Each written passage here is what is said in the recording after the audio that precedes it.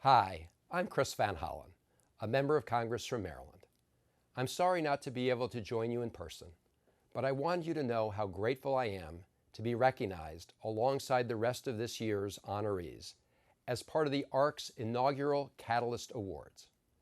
Most of all, I'm grateful to the ARC for the invaluable work you do in Maryland and across the country. I also want to thank President Ronald Brown and the rest of the ARC's Board of Directors, CEO Peter Burns and his professional staff, Senior Executive Officer Marty Ford and her public policy team, and all of the ARC's volunteers for your steadfast commitment to the cause of equal rights and opportunities for people with disabilities, and for your effective leadership in advancing that cause in Congress and in our state legislatures. A catalyst is someone who causes something to happen.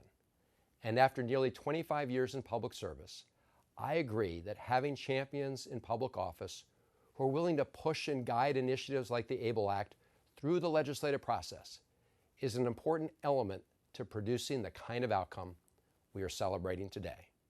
In that regard, I was pleased to be able to work on a bipartisan and bicameral basis with my colleagues, Congressman Andrew Crenshaw, Congresswoman Kathy McMorris Rodgers, Congressman Pete Sessions, Senator Bob Casey, and Senator Richard Burr, who, along with our leadership on both sides of the aisle, were able to get the ABLE Act across the finish line at the end of the 113th Congress. But there is a more important truth to the story of the ABLE Act, and that truth is about you. The reality is that you are the true catalysts. For over 8 years, with persistence, determination, and grace, you came to Washington to tell your stories to your elected representatives until the ABLE Act at long last became an idea whose time had come.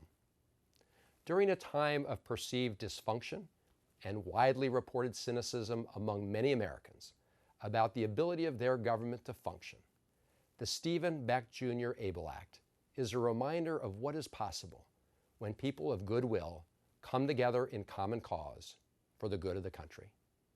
I'm very proud to have worked with all of you on this effort and look forward to continuing our partnership to ensure that every American has the ability to reach his or her full potential. Have a wonderful convention.